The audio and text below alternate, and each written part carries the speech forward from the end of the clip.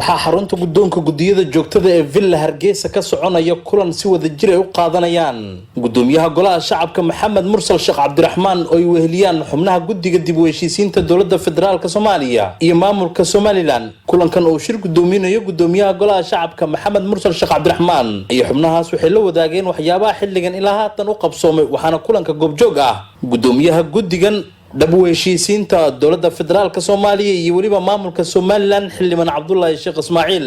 gudoomiyaha golaha shacabka Maxamed Mursal Sheekh Cabdiraxmaan ayaana maanta ku qaabilay xafiiska uu ku leeyahay xarunta guddoonkii gudiyada joogtada ee Villa Hargeysa.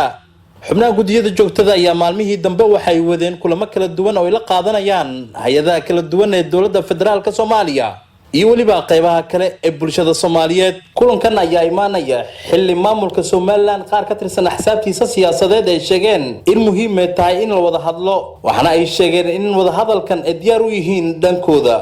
dowladda federaalka Soomaaliya ayaa wado qorshayaal kala duwan taas oo dib u heshiisiin rasmi ah gelin doonta maamulka gooni-sutaaga ee Somaliland. wadayaal subscribe saara channelkan haddii aad ku cusub tahay, share garay, like-tan ha ka iloobin. sidoo kale haddii aad aragti qabto hoos inoogu reeb, waa mahadsantiin.